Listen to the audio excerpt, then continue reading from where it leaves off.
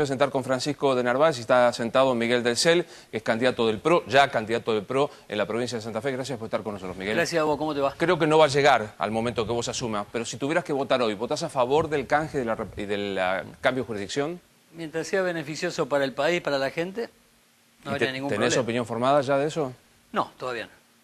O sea, que si hoy tuvieras que votar, no tendrías opinión. Hoy no, yo no tengo ningún cargo, yo estoy en plena campaña, pero mientras sea beneficioso para la Argentina, para la gente, ¿por qué oponernos, no? Más allá de, recién se hablaba de triunfos o derrotas, mientras no pierda la gente, que en definitiva por ahí son nombres o políticos los que ganan o pierden, el que termina siempre perdiendo es el ciudadano, el trabajador, ¿no? Por eso creo que más allá de las discusiones hay que lograr hacer cosas buenas por los demás, así que de eso se trata. Jerónimo Momo Venegas también es candidato a diputado nacional, se está presentando por su movimiento. Gracias por estar con nosotros, Momo. No, al contrario, gracias. No va a llegar, creo, el momento si es que asume, pero ¿votaría a favor de la reapertura del canje? Sí, uno tiene que analizar muy bien, todavía no tenemos un análisis, los diputados que vienen trabajando en esto seguramente pueden acreditar si es favorable o no, pero bueno, nosotros lo vamos a analizar. ¿Alcanzó los 15.000 pesos de suba del piso de ganancias? Bueno, nosotros hace muchos años que venimos luchando contra el mínimo no imponible, ¿no? Lo que realmente se ha hecho hoy creo que es un acto de justicia.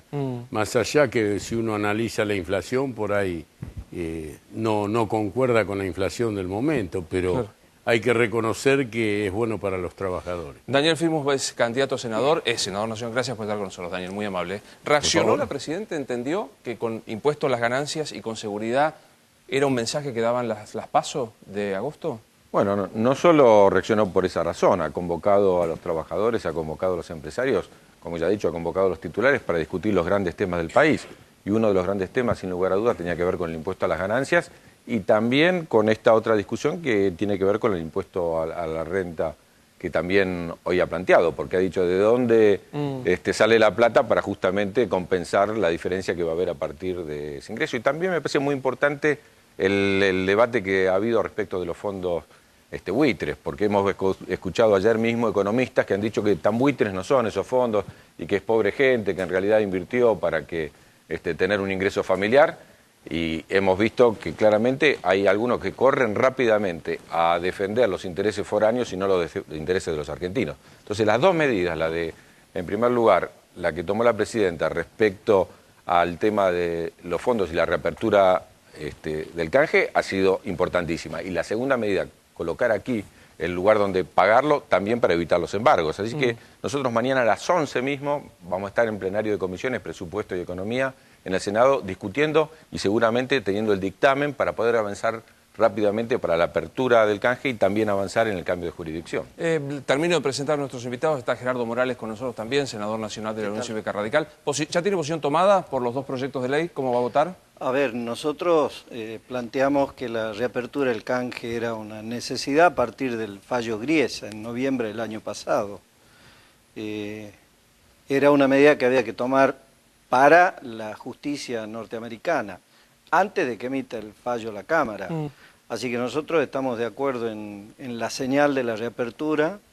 Mañana, como dice Daniel, vamos a tener una reunión a las 11 con el ministro, y va a ir Kicillof y otros funcionarios.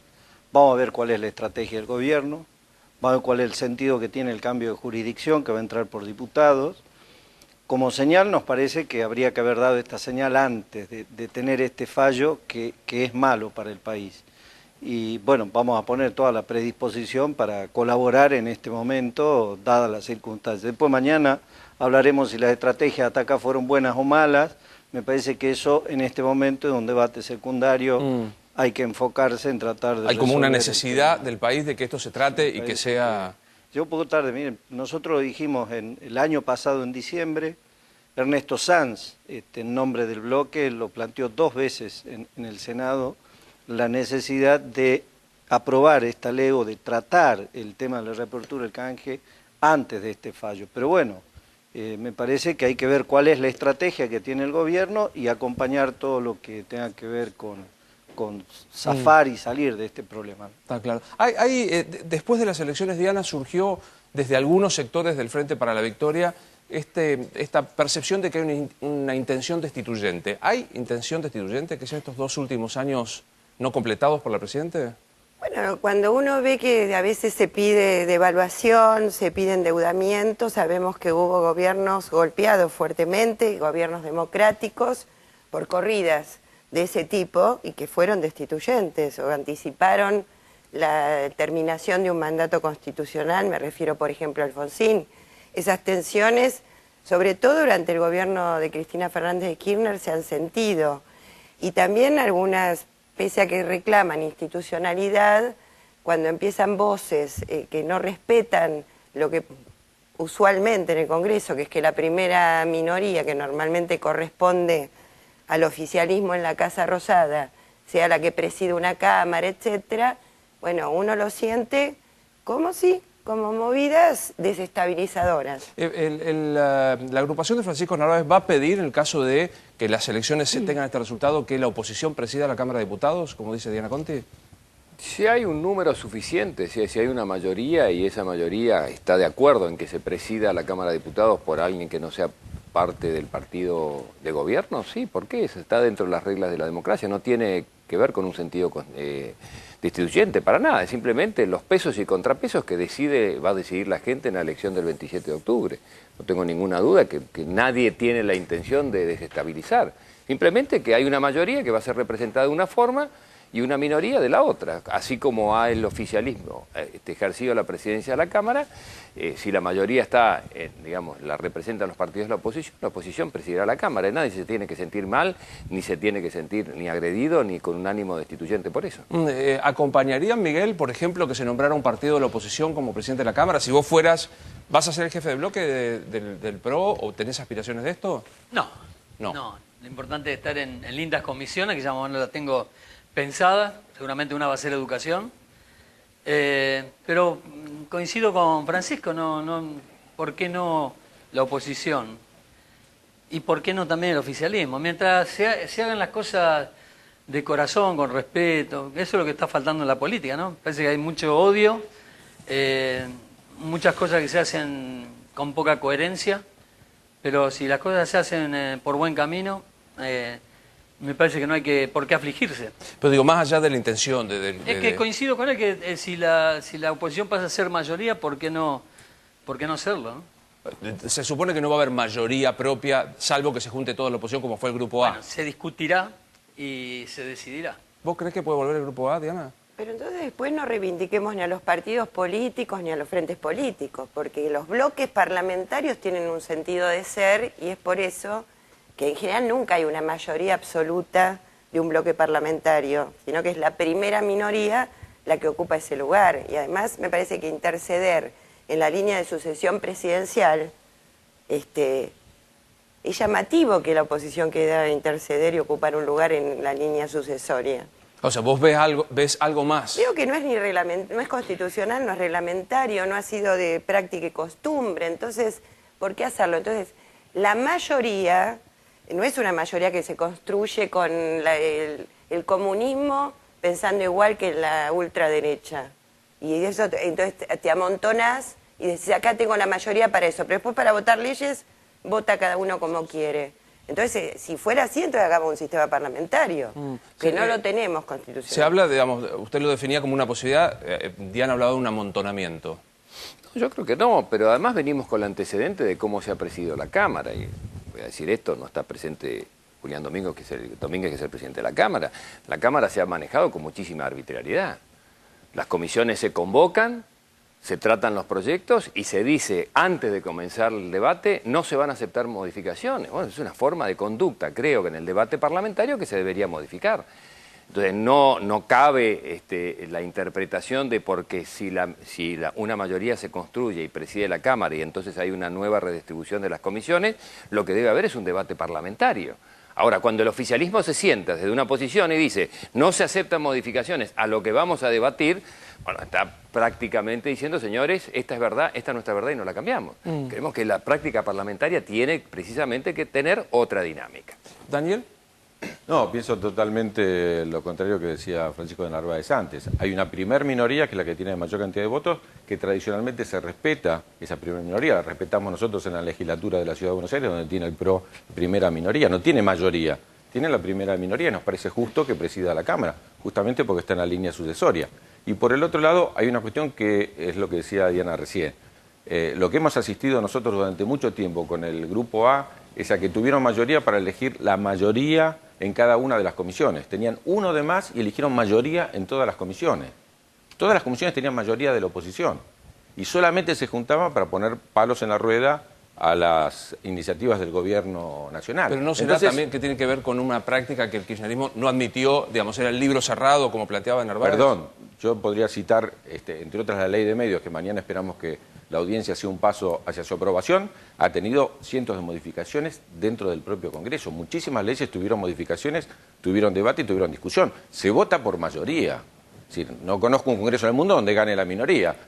¿Sí? Sí, por ahora. Es una cuestión, bueno, justamente de eso se trata la democracia. Entonces una cuestión es cómo se vota una ley, cómo se discute una ley, cómo se debate una ley. Muchas leyes tienen iniciativa, por ejemplo la de fertilización asistida, una de las últimas, en el propio Parlamento, no son leyes que manda el Ejecutivo. Y hay muchas que se discuten, nosotros todos los días discutimos leyes donde hay iniciativas del propio Parlamento y se definen por mayoría y por minoría. Ahora, realmente hay partidos tradicionales como la Unión Cívica Radical que ha tenido conductas institucionales tradicionales que comparte, por supuesto, y ha tenido siempre una tradición en este tipo de mirada y me parece que la compartimos. El peronismo la comparte con el radicalismo históricamente en la Argentina. Es senador Gerardo Morales, pero ya los diputados, incluso Oscar Aguado ha dicho, ¿usted cree que institucionalmente no corresponde disputar la presidencia al oficialismo si es la primera minoría? No me parece, aunque da muchas ganas. Te aviso, ¿no? Pero no me parece. Y da muchas ganas porque la verdad que el gobierno aprende a golpe, porque si no, esta derrota del gobierno hizo que el gobierno comprenda que había que levantar el mínimo no imponible. Ahora necesita una derrota catastrófica en octubre para que empiecen a abordar la inflación, el tema de la inflación. Entonces, este es un gobierno que aprende de golpes, porque si no te llevan puesto. Saque la palabra golpe porque lo van a la estoy viendo a Diana, la estoy viendo a Diana.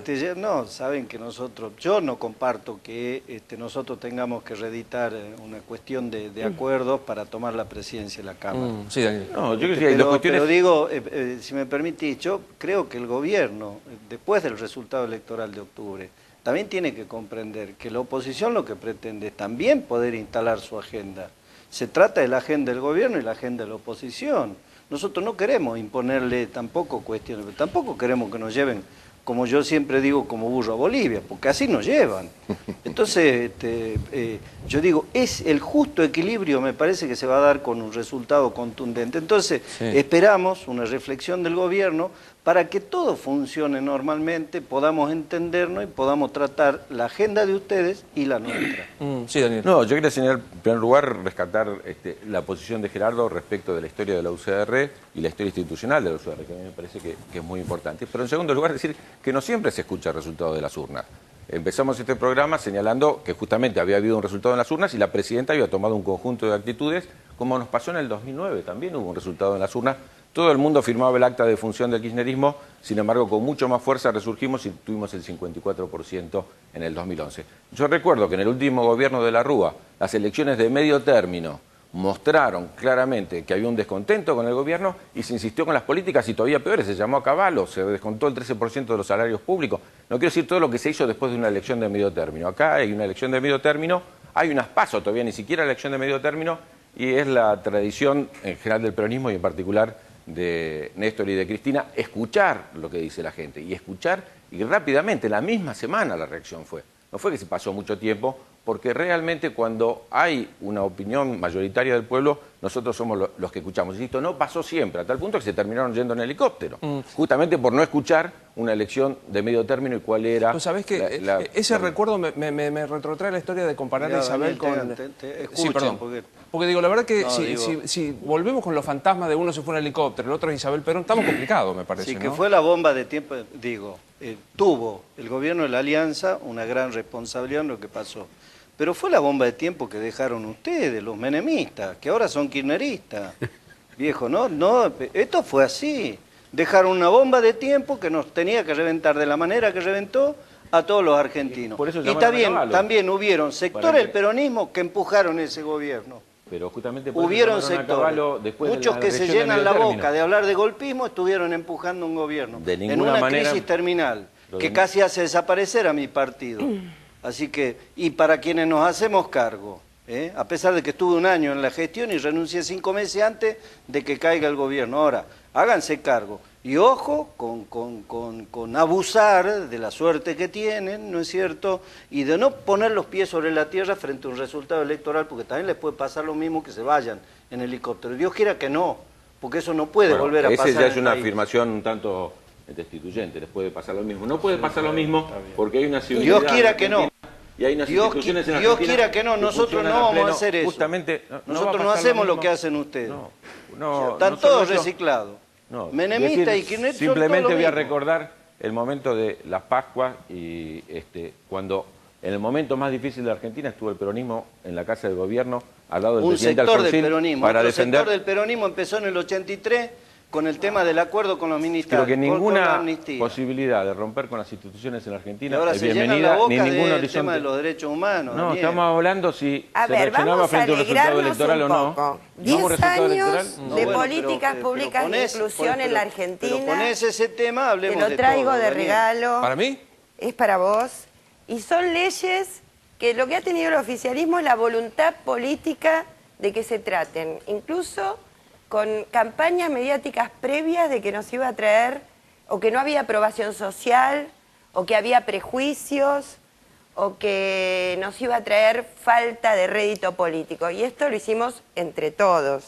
Y en estas leyes no es que el oficialismo no escuchó, sino que leyes como matrimonio igualitario, prohibición del Y que trabajo no es que la infantil, oposición no escuchó y son acompañó. banderas de los El partidos Estatuto del nacionales y Peón. Muchas populares leyes de la Argentina. agenda que impulsó El Daniel. Estatuto del Peón, la la acompañaron. ley, el Estatuto No, y del otras materia Peón. educativa, son, Daniel. y otras son Un pase de propuestas también del escribanía, radical. ¿no? A mí me preocupa, yo te veía sentir cuando hablaba Morales, Miguel, ¿por qué? ¿Cómo? Y bueno, porque yo soy oposición y no se hablan temas que son preocupantes, como la corrupción y tantas cosas que suceden Pero, digamos, en nuestra Argentina, y no se hablan y se pasan facturas de cosas que pasaron ya, y hay que pensar en el futuro. Pero mirando a futuro, Cristina tiene que terminar el 10 de diciembre del 2015, un compromiso no del gobierno. Por supuesto, y ojalá que todo lo que pasó en las PASO y lo que va a pasar en octubre, sea el resultado que sea, ojalá que sean 2 años fenomenales para la gente. A mí lo que me interesa es, en mi caso, Santa Fe, los santafesinos, y voy a estar peleando por ellos. Ahora, si siguen discutiendo así quién se fue en helicóptero, quién no, lo importante es que la justicia actúe en los casos resonantes de corrupción que están ustedes dedicándole mucho tiempo los periodistas. Y después, bueno, que por supuesto que las instituciones funcionen, como dice la señora Conti, me parece fenomenal. Yo soy nuevo en todo esto, no pretendan ahora que yo dé cátedra de lo que no soy todavía. Bueno, pues ya tenés unos años de candidato. Es que para mí todo está... Primero, que para mí la mayoría de las cosas están inventadas. Y segundo, hay que hacerlo correcto. Cuando todos los dirigentes hagan lo correcto y no roben y hagan lo esencial para que la gente viva Seguro. mejor, no vamos a estar discutiendo cosas, quién se fue antes. Te lo digo con respeto, Sí, y como lo he dicho muchas veces, digo, yo hoy te pregunto, ¿qué opinión tenés del canje? Vos me decís, todavía no sé. La verdad que tenés unos cuantos, casi fuiste gobernador de Santa Fe, ¿no deberías saber qué opinión, por lo menos en el marco de cómo votar? Pero, a ver, yo no voy a votar ahora. Por supuesto que es tema de todos los días cuando hablamos con los chicos, con los equipos técnicos. Por supuesto que hay que ayudar al gobierno a que esto salga adelante. Sé lo que son los fondos buitres, que son una porquería, que son unos vivos. Ojalá que le vaya bien a la Argentina, ojalá que le vaya bien a la presidenta, a quienes encaren, a los abogados que encaren todo este tema. Porque en definitiva, si sale toda esta bomba que puede llegar a explotar, la van a terminar pagando el trabajador. Así que qué mejor que se solucione el problema. Pero yo sigo escuchando discusiones de toda la vida pasándose facturas y nadie se acuerda de la gente. Francisco, Eso es lo que ¿escuchó creo. la presidenta? ¿Entendió? Yo decía al comienzo, a mí me parece que entendió un mensaje. Consejo de Seguridad, impuesto a las ganancias. A los sopapos, para no decir golpe, que me parece una palabra espantosa, pero digo, ¿entendió la presidenta el mensaje? Yo pienso que sí. Y por eso decía que cuando las cosas se hacen bien hay que decir que están bien. Y creo que la actualización que se ha hecho hoy y que se anunció en términos de las asignaciones familiares y las ganancias y los impuestos a las ganancias, los mínimos no imponibles, son una buena decisión. Y me parece que la presidenta del Poder Ejecutivo reaccionó a algo que es de toda justicia. Y de la misma forma fue la convocatoria al Consejo de Seguridad. Lo que nosotros decimos es, ¿con eso alcanza? No, pero es un inicio. Entonces, abramos el debate sobre algo que no estaba en la agenda, que es el tema de la seguridad, y que afecta seriamente a toda la Argentina, particularmente a la provincia de Buenos Aires. Entonces, me parece que eso es un paso a favor. Pero digo, hay lo escucho a Filmus o lo escucho a Diana Conti hablar de un grupo A. ¿Hay otra vez pensado regenerar el grupo A? No, yo creo que el grupo A fue un fracaso.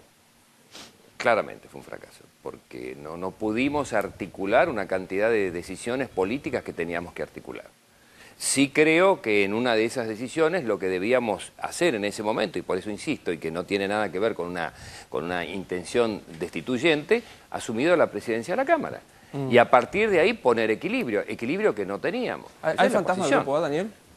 Bueno, yo creo que justamente cuando solo une, incluso algunas fuerzas, solo se unen para decir que lo que no quieren es que siga avanzando la política del gobierno y no tienen proyecto en común, es más peligroso el grupo A. No estamos negándonos a la discusión de distintos proyectos. Claramente hay fuerzas políticas que tienen proyectos distintos, hay que ponerlos sobre la mesa, debatirlos y resolverlos democráticamente. Me parece que para eso sirve el Congreso. La dificultad es cuando se unen, como insisto, ocurrió con el Grupo A y que está haciendo un buen balance de Narváez sobre esa situación, solo para ponerle palos en la rueda al avance del gobierno. Estamos en 2 años difíciles, todavía la crisis internacional pega mucho. Argentina tiene que seguir defendiendo las fuentes laborales, tiene que seguir creciendo, tiene que seguir distribuyendo mejor la riqueza. El libro que te muestra Diana es un libro de todas las leyes que se han votado. Si vos mirás todas esas leyes que se han votado, han sido, insisto, no todas tienen que tener origen en el Ejecutivo, pero han sido todas para ampliar los derechos y para mejorar las condiciones de vida de la gente. Necesitamos 2 años más de esa naturaleza. No estamos discutiendo el 2015 ahora, estamos discutiendo qué pasa entre el 2013 y el 2015, y en el 2015 vamos a tener tiempo para discutir proyectos diferentes y candidatos diferentes. ¿No será también, mea culpa, digo, que esto que vos decís, palos en la rueda, es que no aceptaron nunca ningún cambio? Digo, no sé, se lo pregunto a Gerardo Morales o a Francisco Narváez, que digo, ¿fueron palos en la rueda o aprobación al libro cerrado como quería el oficialismo, senador? No, nosotros acompañamos la mayoría de esas leyes,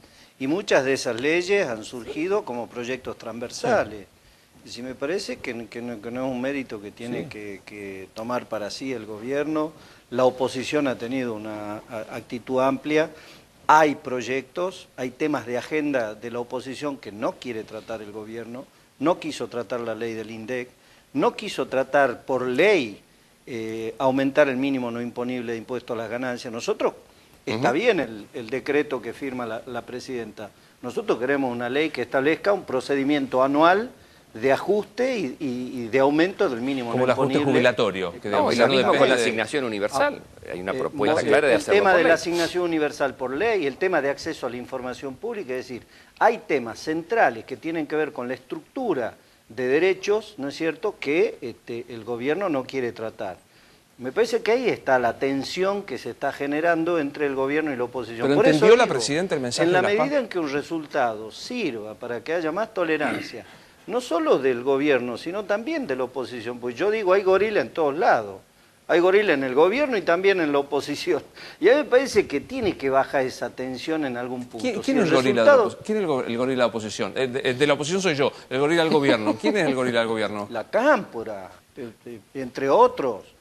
Algunos de Unidos y Organizados. Le han crecido mucho los pelos, son realmente muy intolerantes. Entonces, digo, ese clima de confrontación, de confrontación entre argentinos, es lo que me parece que está en debate en la elección. Y eso es lo que se tiene que acabar. Me parece yo creo que no hay que tenerle miedo a la militancia, tanto la Cámpora como Unidos y Organizados, de cual yo formo parte de Unidos y Organizados desde la corriente nacional de la militancia. Algunos sectores, Daniel, porque vos no sos gorila. Bueno, gracias.